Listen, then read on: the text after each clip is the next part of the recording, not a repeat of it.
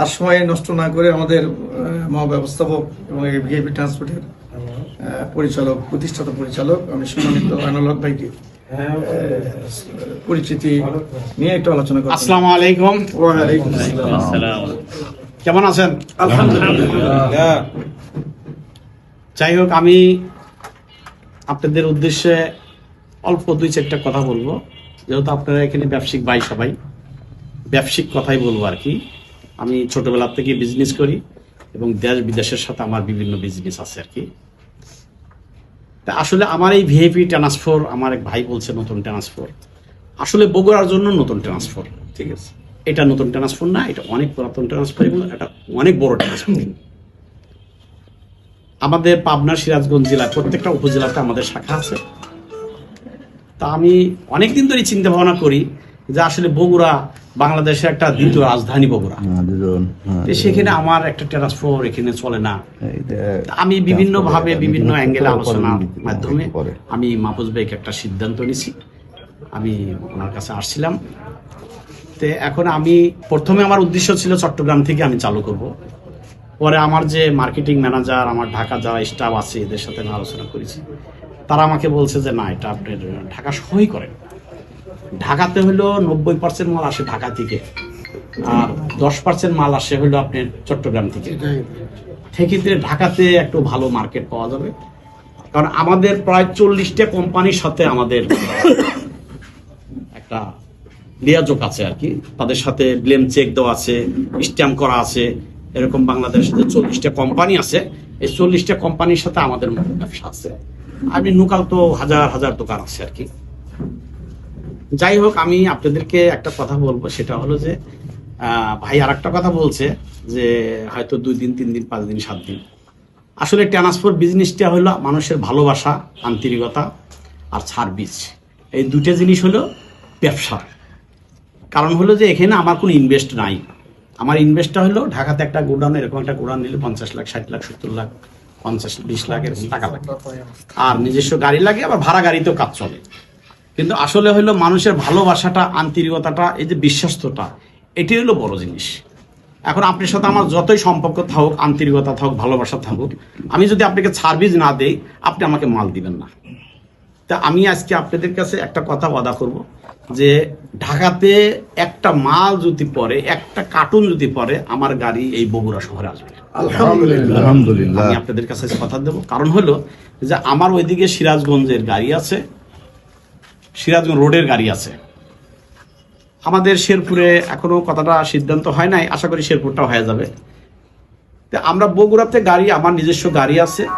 যেমন গতকালকে ভাই একটা কথা বললো, আমাকে বিকালে ফোন দিছিল যে ভাই 200 কার্টুন মাল আছে চট্টগ্রামে, গাড়ি কি আছে? আমি কিন্তু আমার কোম্পানির 2টা গাড়ি পয়েন্টে আছে। তা আমি একটা গাড়ি পাবনায় ছেড়ে দিছি, আর একটা গাড়ি বগুড়ার উদ্দেশ্যে আসতেছে, অল্প মাল নিয়ে আসতেছে। কিন্তু আমি কি করছি, ওনাকে বলছে ঠিক আছে, অসুবিধা নেই, ওই 200 কার্টুন মাল নিয়েই বগুড়াতে আসবে। হয়তো কিছুক্ষণের ভিতরে মনে হয় 4-5টা গাড়ি। আমি আপনাদেরকে, যেহেতু আপনারা ব্যবসা করেন, আমি ব্যবসা করি, আল্লাহ ব্যবসাকে হালাল করেছে, সুদকে হারাম করেছে, ব্যবসাকে হালাল করেছে। আমি একটা ব্যবসায়িক মানুষ, ছোট মানুষ, আমি দীর্ঘদিন ব্যবসা করি। আমি আপনাদের কাছে একটা ওয়াদা দেব যে আপনারা আমাকে মাল দিবেন। এই ভিআইপি ট্রান্সপোর্টটা আপনারা নিজের ট্রান্সফার মনে করি।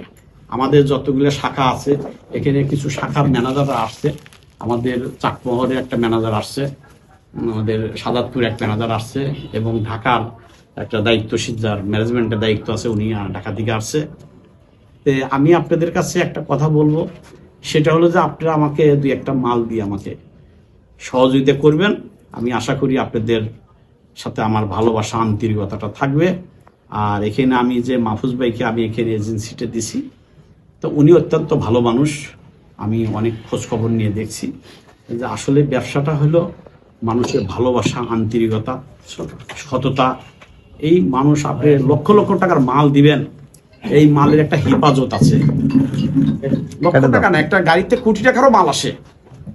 তো এই মালটা আপনাদের আমানত, আমরা আশা করি আমাদের কাছে যতক্ষণ পর্যন্ত থাকবে, আমরা আপনাদের মালটা আমাদের মাল মনে করে আমানত হিসেবে আমরা রাখবো।